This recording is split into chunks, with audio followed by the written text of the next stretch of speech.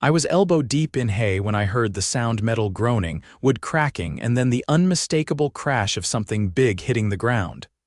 I dropped the feed bucket and ran behind the house. My horse stable was gone.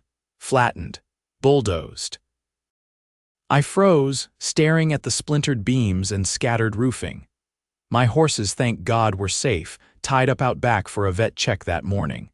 But the building I'd built myself, with permits and everything, was now a pile of wreckage.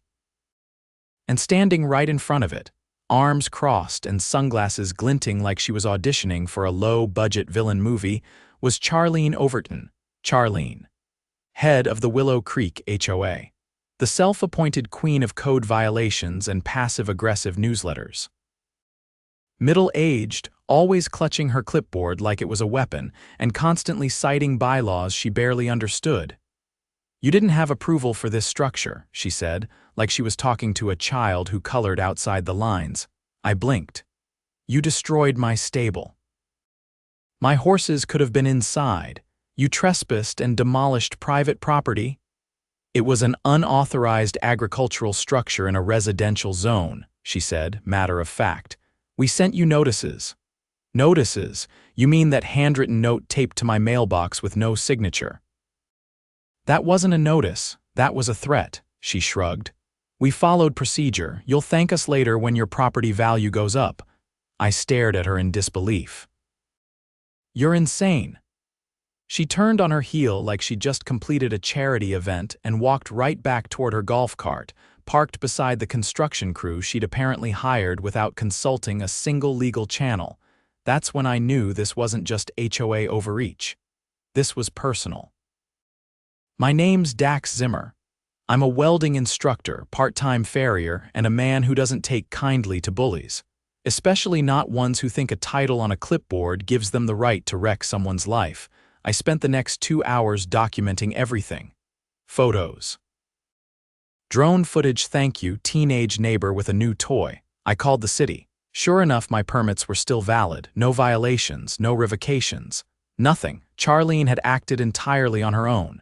No HOA vote, no city involvement, no legal standing. She'd committed felony property damage. But I wasn't just going to press charges. I was going to bury her. And her entire HOA board with her by that evening.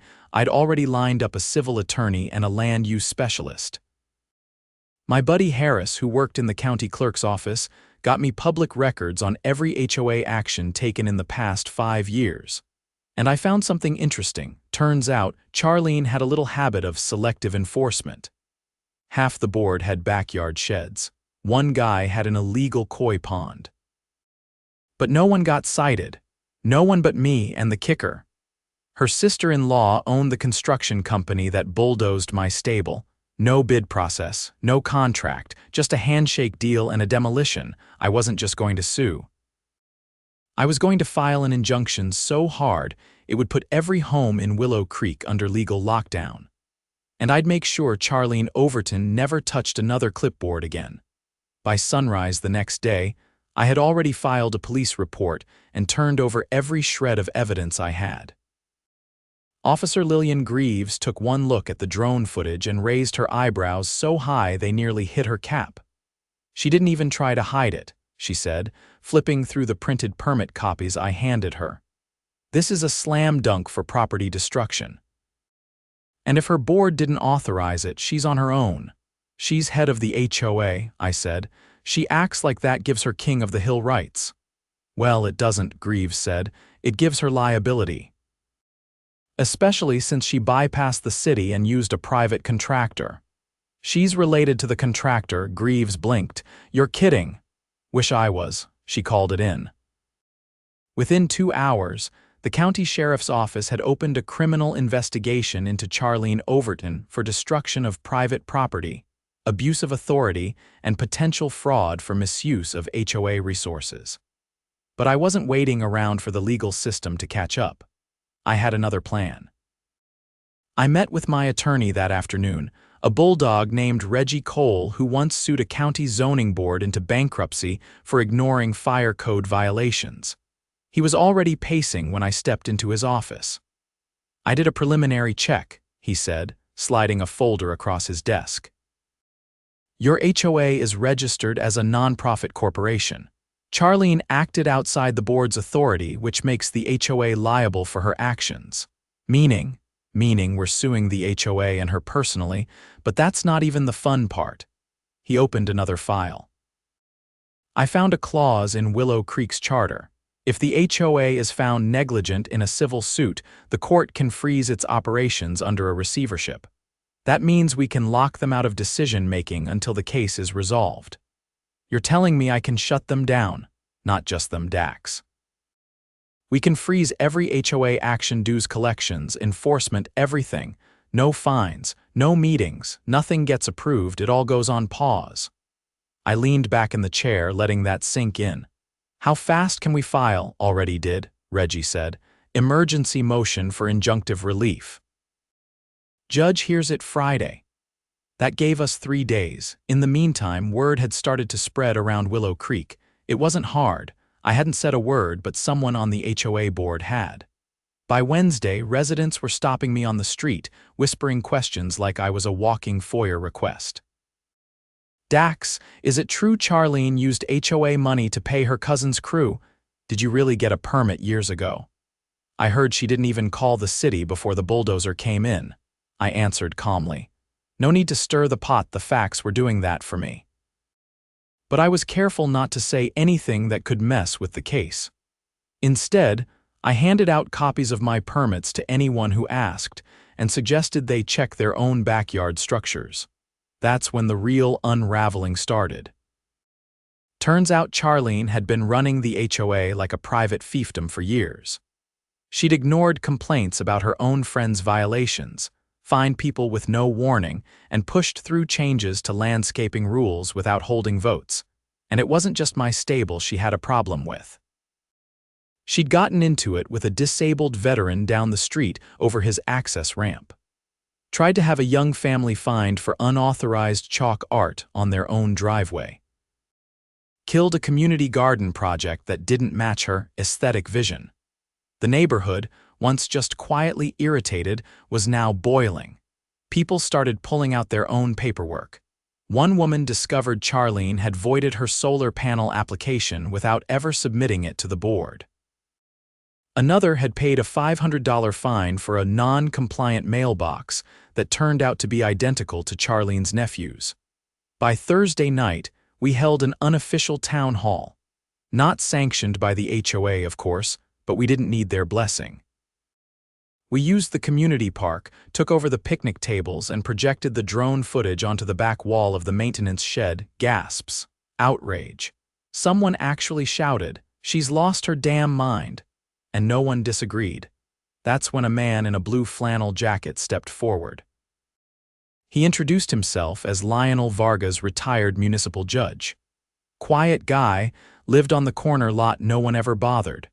Charlene's in violation of at least 4 sections of the HOA charter, he said, holding up a copy. Not to mention basic corporate governance. If we get enough signatures, we can hold a recall vote, but with the court hearing tomorrow, we may not have to. You mean the injunction? Someone asked. He nodded. If it goes through, it'll freeze them, then we can organize ourselves while the board's sidelined.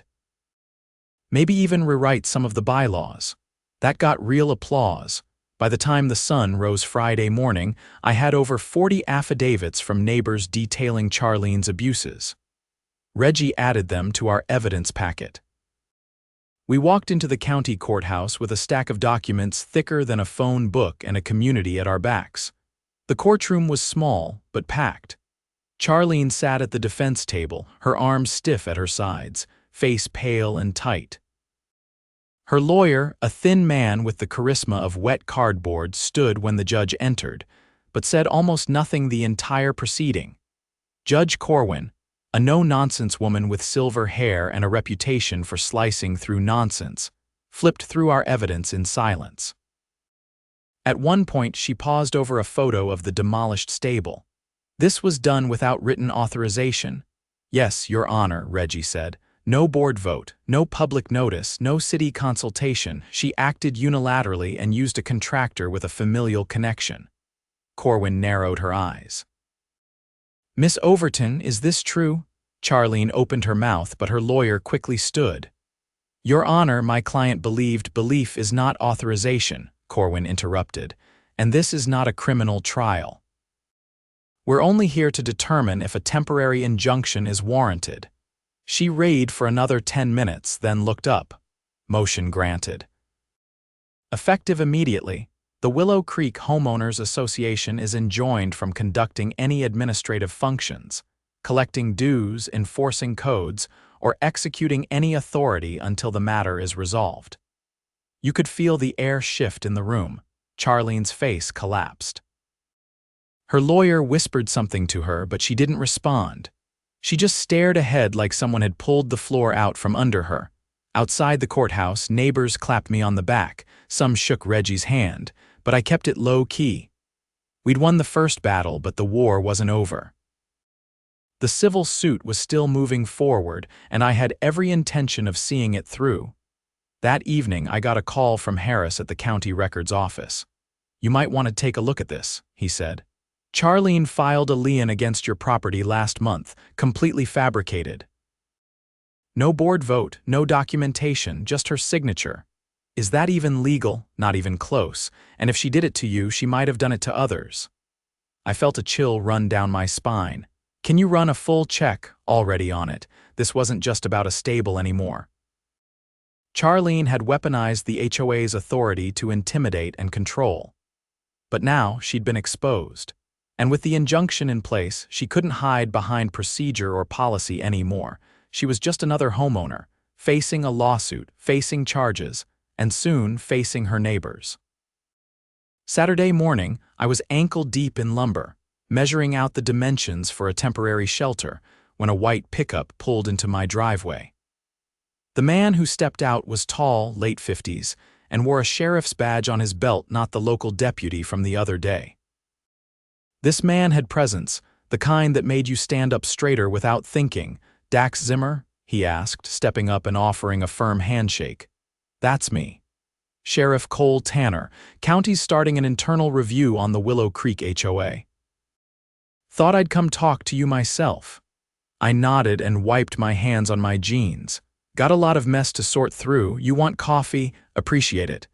Inside, he settled at the kitchen table while I poured 2 cups. His eyes scanned the room like he was cataloging every detail, not in a suspicious way, but like someone who'd spent a lifetime reading between lines. I've seen a lot of HOA nonsense in my time, he started. But this one's different. You've got half the neighborhood submitting statements. What's more interesting is what we found in the HOA's financials. I leaned forward. You got access already. Judge signed an order last night. Emergency audit. We got a forensic accountant crawling through their books. So far, we've flagged over $20,000 in questionable expenditures. Landscaping payments to non-existent vendors. Catering invoices from a company that hasn't had a business license in 3 years. And then there's this. He slid a photo across the table. It was a check, scanned and dated 6 weeks ago, written to O-Ton Solutions LLC. Charlene Overton's nephew, I said, recognizing the name instantly. Claimed to be paid for community beautification consultation. That sound like something you remember seeing? I saw him once spraying weed killer on a sidewalk crack. Tanner huffed through his nose. Yeah, well, the invoice says 12 hours of consulting at $200 an hour. And that's just one of 5. I sat back, the reality of it settling deeper into my chest. She was laundering money through fake services. Looks that way. And if we can prove she used HOA dues to do it while bypassing board approval, it's not just fraud. It's embezzlement. So what happens next? We keep digging, but we'll need your help. You said you had footage of the demolition, drone, ground level, timestamps, the whole thing. We're filing felony charges by Monday, he said calmly, and she doesn't know it yet. I nodded slowly. I've got copies of everything. I'll put it together today. He stood, finishing his coffee. Appreciate it, and Dax? Yeah, don't rebuild that stable just yet. It was the first time someone had said that with a tone that didn't feel like a threat but a promise of justice. By afternoon, I had compiled the footage and documentation into a single drive and dropped it off at the sheriff's office. On my way home, I swung by the community park. A few neighbors were there, talking quietly. When they saw me, they waved me over. "Dax," said Lisa McMillan, a local teacher who'd lived in the neighborhood over 15 years. "Do you know what's going on with the HOA's bank accounts? I tried paying my dues online and the portal's down. Court froze their operations," I said. "No payments, no enforcement, nothing moves until the case is resolved." Her eyes widened. "That explains the letter I got this morning. Charlene sent a handwritten one demanding cash payment to avoid late penalties. You kept it, of course." "Want a copy? Better give it to the sheriff." Another neighbor, Mark, leaned in. "Is it true she was funneling money to her family?" I nodded. "They're investigating. If you've got receipts that don't match services, now's the time to speak up." He glanced at his phone. "I paid for a fence repair that never happened. Claimed it was mandatory HOA compliance maintenance. I'll dig out the invoice." It was like a dam had burst. People were no longer afraid to speak up. They were angry and, more importantly, organized. By Sunday evening, Judge Vargas retired or not had helped us draft a petition to hold a special election. We needed signatures from 30% of the neighborhood to trigger it. We had over 50% by sundown. Charlene had vanished. Her blinds were closed. Her car hadn't moved.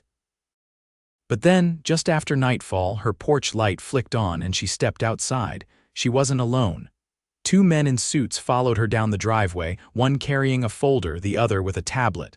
They looked like corporate auditors, stiff and precise.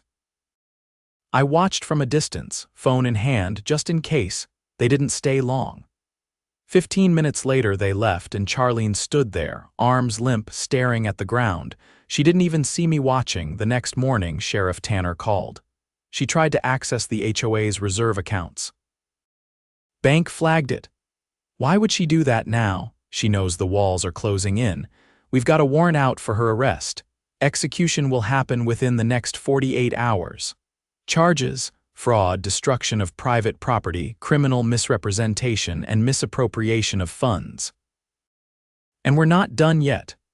I hung up and stepped outside. The sun was rising, casting long shadows across the yard, across where the stable used to be. But instead of feeling angry, I felt something else: momentum.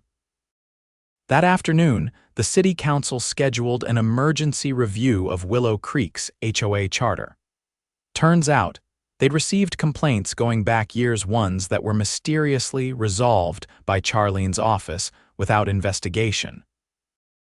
Now, with legal proof of misconduct, the council had jurisdiction to revoke the HOA's charter entirely. "This ever happened before?" I asked Reggie, who stood beside me on the courthouse steps, reading the council's announcement. "Once, in a neighborhood outside Millfield. Took 3 weeks to dissolve, but after what Charlene pulled, you might beat that record." The next 48 hours were a whirlwind. Charlene was arrested at dawn on Tuesday. No lights, no sirens, just 2 officers and a warrant. She came out in a gray hoodie, eyes down, no fight left in her. The news spread fast. By noon, every mailbox in Willow Creek had a copy of the special election notice. By nightfall, we had a full volunteer committee ready to oversee the transition. And then came the real kicker. The City Council voted unanimously to revoke Willow Creek's HOA recognition pending investigation. Effective immediately, the HOA had no legal standing to operate. All enforcement powers were suspended. All dues were frozen. And any future HOA leadership would require a full community vote and city approval. It wasn't just a victory. It was a reset button. The stable was gone. But the corruption, the manipulation, the fear Charlene instilled in every homeowner, it was gone too, and in its place. A neighborhood that finally remembered who it belonged to. Wednesday morning came with a silence that felt earned. I stepped outside to the soft sound of hooves brushing the dirt, my mare, Juniper, nuzzling a makeshift post where the stable used to stand. She was calm, but her ears twitched at every flutter of wind. The others were still at my cousin's ranch across town, safe while I rebuilt. The stable demolition had rattled them more than I'd realized. Me too, if I was honest, but the air had changed. Something about knowing the neighborhood wasn't under Charlene's thumb anymore made the sun feel warmer. A gray sedan pulled up just after breakfast. Not a squad car this time. The woman who stepped out wore a navy pantsuit and carried a leather folio under one arm. She didn't introduce herself with fanfare, just walked up the porch steps and extended a hand. "Assistant District Attorney Marla Voss, I'm handling the Overton file." "Didn't expect you out here," I said, shaking her hand. "Normally I'd stay in the office, but this one's layered," she said, glancing toward the splintered remains of the stable. "I needed to see it for myself. You still have the original permit documents?" I handed them over, along with the time-stamped drone files and a signed statement from the city planning department confirming their validity. Her eyes flicked across the pages with practiced speed. "She used a forged revocation letter," she said, not looking up. "Claimed the city had pulled your permit. We verified the letter with the city office this morning. It's fake." She signed it herself using a template she found in an old zoning packet.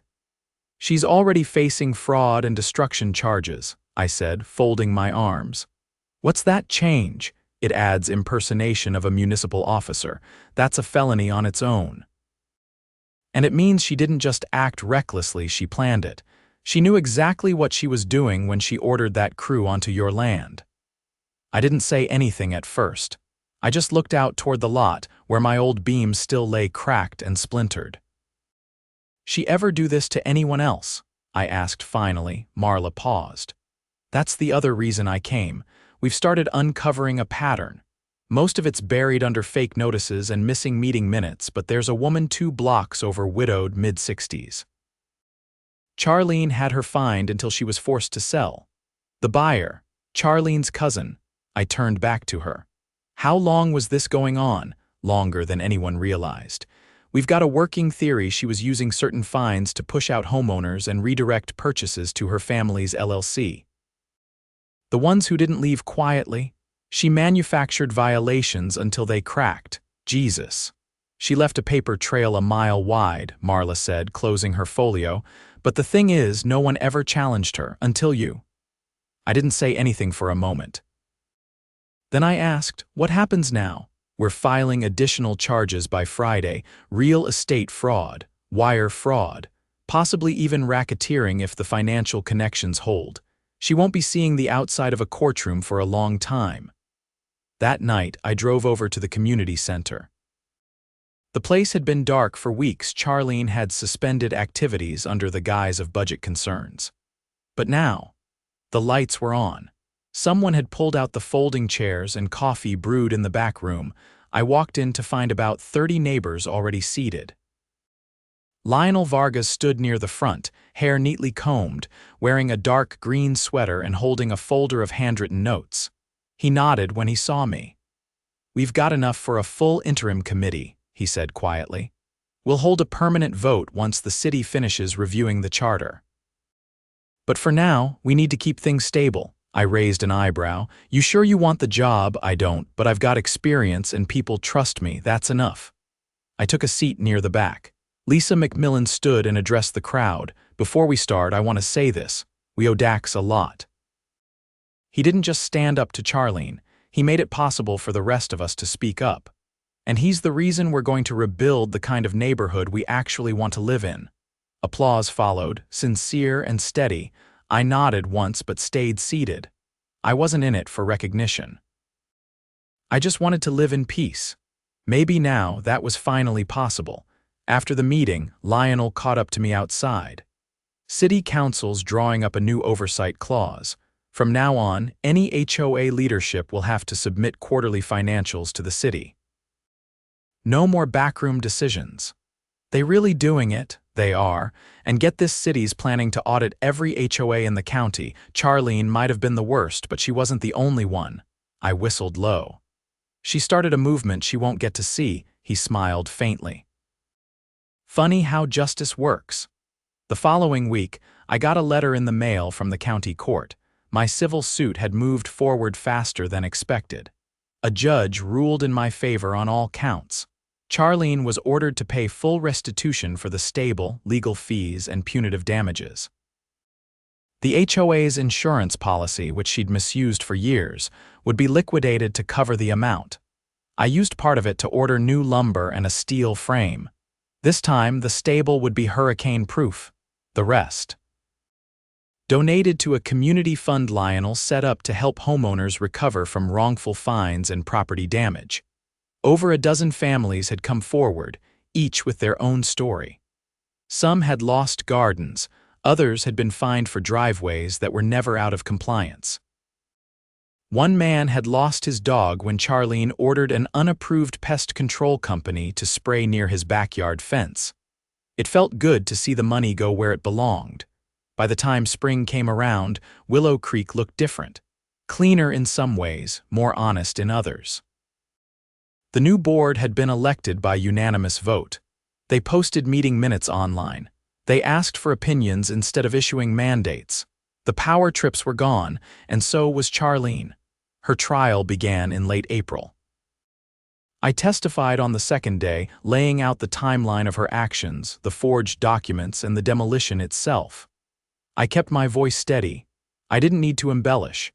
The truth was damning enough. The defense tried to paint it as a misunderstanding, a paperwork error. But the jury didn't buy it. She was convicted on 5 felony counts, sentenced to 6 years in state prison with no chance of parole for the first 3. Her assets were frozen, pending additional civil suits from other homeowners. One by one, the people she'd wronged started getting justice. Some cases were small, a few $100s reimbursed. Others were bigger. One family filed suit for forced relocation. Another uncovered a fraudulent lien Charlene had filed to block their home refinance. Each case added weight to the pile. By summer, she was a footnote in the community's history. The new stable stood taller than the last, framed in steel and red oak. I built it with help from 2 of the neighbors who'd once avoided my eye. Now they brought sandwiches and held ladders. Juniper and the others came home in mid-July. They stepped onto the property like they'd never left, calm and content as I led them into their stalls. That night, I sat on the porch with a glass of iced tea, watching the stars blink to life overhead. The air was quiet, peaceful. A few porch lights flicked on in the distance, and I could hear someone playing guitar across the street. Kids laughed somewhere nearby. The neighborhood had changed, and this time it was for the better.